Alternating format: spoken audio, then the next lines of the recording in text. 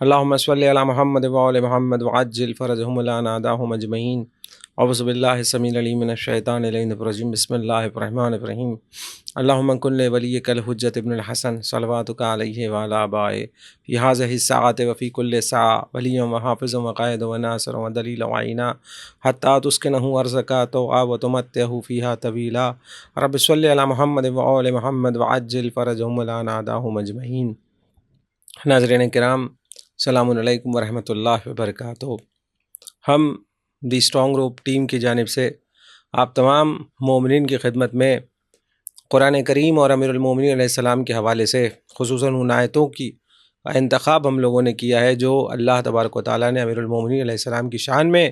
قرآن میں نزول فرمایا ہے۔ آج جس آیت کے حوالے سے آپ کے سامنے گفتگو کرنا ہے وہ آیہ مباہلہ ہے کہ جس میں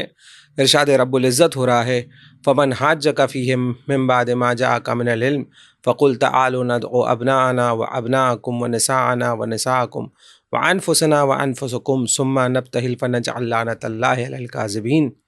یہ سورہ آل عمران کی 61ویں آیت ہے کہ جس میں ارشاد رب العزت ہو رہا ہے پھر اگر یہ لوگ آپ سے بحث کرتے ہیں یا کٹ حجتی کرتے ہیں اس علم کے حوالے سے کہ جو علم آپ کے پاس آ چکا ہے، تو کہہ دیجئے کہ اپنے بیٹوں کو لے کر آؤ، ہم اپنے بیٹوں کو لے کر آتے ہیں، تم اپنی عورتوں کو لے کر آؤ، ہم اپنی عورتوں کو لے کر آتے ہیں، تم اپنے نفسوں کو لے کر آؤ، ہم اپنے نفسوں کو لے کر آتے ہیں، اور پھر اس کے بعد مباہلہ کریں، یعنی ایک دوسرے کے خلاف بد دعا کریں اور اللہ کی لعنت ہو اس جھوٹے گروہ کی طرف۔ یہ آیت خداوند عالم نے نزول فرمائی۔ اب اس کے پس منظر میں چند باتیں آپ کے سامنے پیش کرنا ہے کہ یہ آیت نصارہ نجران کے ساتھ مباہلے کا ذکر کرتی ہے، اور یہ نجران کے علماء مدینہ میں تشریف لاتے ہیں اور حضرت محمد مصطفیٰ صلی اللہ علیہ وآلہ وسلم سے حضرت عیسیٰ علیہ السلام کی حقیقت کے حوالے سے آپ سے بحث فرماتے ہیں۔ یہ لوگ حضرت عیسیٰ علیہ السلام کو ابن اللہ یعنی اللہ کا بیٹا مان رہے تھے، جبکہ خدا کا رسول حضرت محمد مصطفیٰ صلی اللہ علیہ وآلہ وسلم نے قرآن کے حوالے سے ان کے سامنے دلیل پیش کی اور ایک دم صاف واضح میں بیان کیا کہ جناب عیسیٰ علیہ السلام اللہ کے بیٹے نہیں ہیں بلکہ اللہ کے بندے ہیں اور اللہ کے نبی ہیں۔ جب نصارہ کے سامنے یہ تمام دلائل حضرت محمد مصطفیٰ صلی اللہ علیہ وآلہ وسلم نے پیش کر دیا اور اس کے بعد بھی ان کو اطمینان نہیں ملا، اس کے بعد اللہ تبارک و تعالیٰ نے اپنے رسول کو، اپنے نبی کو یہ حکم دیا کہ اے میرے نبی، اے میرے رسول، ان سے کہہ دیجئے کہ اب مباہلہ ہوگا اور جو جھوٹا ہوگا اس پر اللہ کی لعنت ہوگی۔ اب یہاں پہ جو لفظ حاجہ کا ہے کہ ان لوگوں نے صرف بحث کی تھی، اور اس بحث کے عوض میں اللہ تبارک و تعالیٰ ان کو ایک مباہلے کی دعوت دیتا ہے اور اپنے رسول کے ذریعے پیغام پہنچاتا ہے کہ تم اگر اپنے دعوے میں سچے ہو تو مباہلے کے میدان میں آؤ اور دیکھا جائے گا کہ وہاں پہ کون سچا ہے اور کون جھوٹا ہے۔ اب عزیزان محترم، ہمیں ایک طرف تو یہ بات ملتی ہے کہ یہاں پہ صرف ان لوگوں نے بحث کی تھی اور لعنت کے مستحق ہو گئے، اگر یہ مباہلہ کر لیتے تو یقیناً اللہ کی لعنت ان کے شامل حال ہوتی۔ تو واقعاً ہم کو ان لوگوں کی عقلوں پہ تعجب ہوتا ہے کہ جو اہل بیت علیہ السلام سے جو افراد جنگ کے لیے میدان میں آئے ان لوگوں کو وہ بہت اچھا انسان سمجھتے ہیں، جبکہ اگر آپ زیارت جامع کبیرہ کے جملے دیکھیں تو وہاں پہ حضرت امام نقی علیہ السلام ارشاد فرماتے ہیں من جحدکم کافرن، کہ جس نے آپ کا انکار کیا وہ دیندار لوگ نہیں تھے، ومن حاربکم مشرکن، اور مولا جس نے آپ سے جنگ لڑی وہ مشرک ہیں۔ عزیزان محترم، دوسرے پہلو کی طرف ہم چلتے ہیں کہ جس میں ہم اس آیت کے ذریعے امیر المومنین علیہ السلام کی امامت کا استدلال پیش کرنا چاہتے ہیں کہ یہ آیت امام علی علیہ السلام کے فضائل، ان کے مقام اور اسلام میں ان کی مرکزی رہنمائی کی طرف واضح اشارہ کرتی ہے۔ اگر آپ لفظ انفسنا دیکھیں تو وہ کیا ہے؟ وہ نفس رسول ہے، کہ اگر رسول کے بعد کوئی رسول کی جگہ پہ آئے گا تو وہ نفس رسول ہونا چاہیے۔ یہ عقلی دلیل ہے،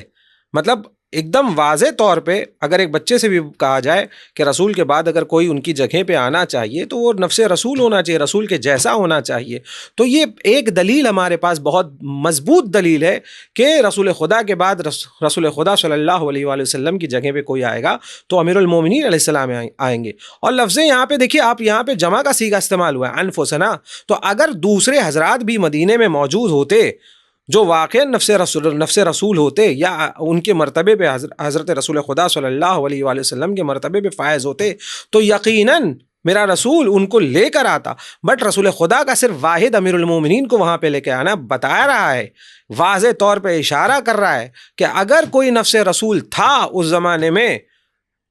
تو وہ صرف اور صرف حضرت امیر المومنین علیہ السلام تھے. اب عزیزان محترم، تیسری بات جو آپ کے سامنے یہاں پہ پیش کرنی کی اس آیت کے حوالے سے اگر ہم شیعہ نظریات کے یا شیعہ احادیث کا اگر مطالعہ کریں یا شیعہ حدیث آپ کے سامنے پیش کریں تو اس میں کیا پایا جاتا ہے کہ کسے نفس رسول کہا گیا ہے. تو عمالی شیخ صدوق علیہ رحمہ میں ایک حدیث شیخ صدوق علیہ رحمہ لے کر آ رہے ہیں جو صفحہ نمبر 95 پہ یہ موجود ہے کہ جس میں خود رسول خدا صلی اللہ علیہ وآلہ وسلم ارشاد فرماتے ہیں یا علی من قتلک فقط قتلنی، کہ جس نے آپ کو قتل کیا گویا اس نے میرا قتل کیا یا مجھے قتل کیا.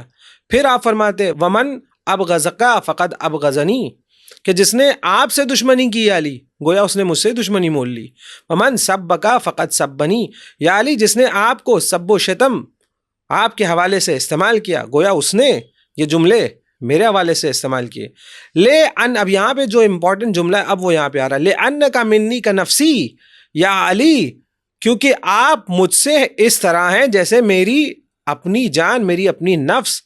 گویا مطلب وہی جو وہاں پہ اعلان ہو رہا ہے انفسنا و انفسکم، یہاں پہ حدیث میں وہی بیان ہو رہا ہے کہ یا علی آپ میری نفس ہیں، آپ میری جان ہیں. اس کے بعد رسول خدا یہیں پہ خاموش نہیں ہوتے، رسول خدا آگے بیان فرماتے اس حدیث کے اندر روح کا من روحی، یا علی آپ کی روح میری روح ہے، و تینتو کا و تینتی، یا علی آپ کی تینت میری تینت ہے. اور پھر رسول خدا صلی اللہ علیہ وآلہ وسلم ارشاد فرماتے ہیں ان اللہ تبارک و تعالی خلقنی و ایاکا، یا علی بے شک اللہ تبارک و تعالی نے مجھے اور آپ کو خلق کیا، واصطفانی و ایاکا مجھے اور آپ کو منتخب کیا، واخترانی لنبوہ اور مجھے نبوت کے لیے چنا، واختراکا للامامہ اور آپ کو امامت کے لیے چنا. فمن انکرا امامتکا، یا علی جس نے آپ کی امامت کا انکار کیا، فقد انکرا نبوتی اس نے گویا میری نبوت کا انکار کیا.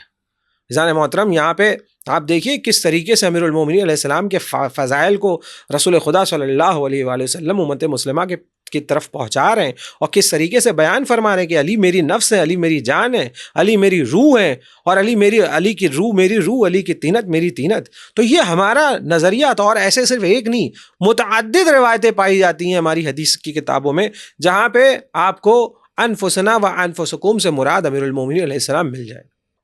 اب آپ کے سامنے اہل تسنن کی کتاب کے حوالے سے بھی ایک حدیث پیش کریں کہ جو اسی آیہ مبائلہ کے حوالے سے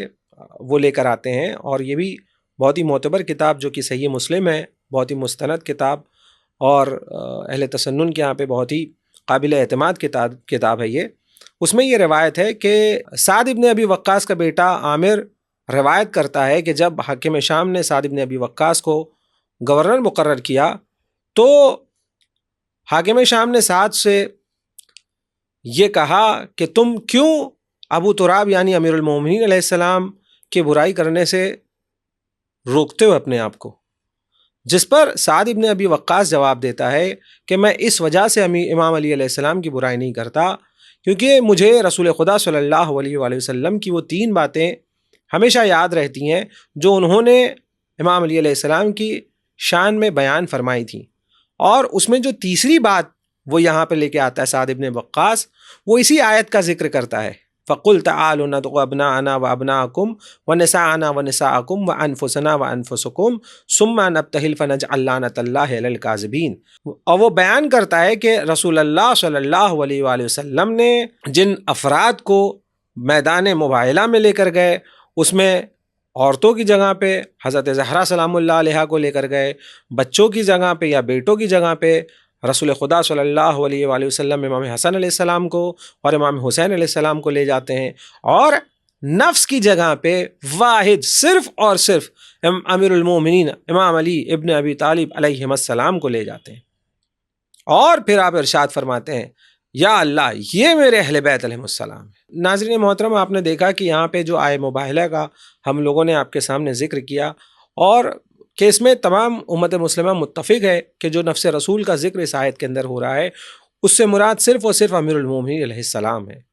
وآخر الدعوانا ان الحمد للہ رب العالمین۔ اللہم صلی علی محمد و علی محمد وعجل فرجہم ولا ناداہم اجمعین۔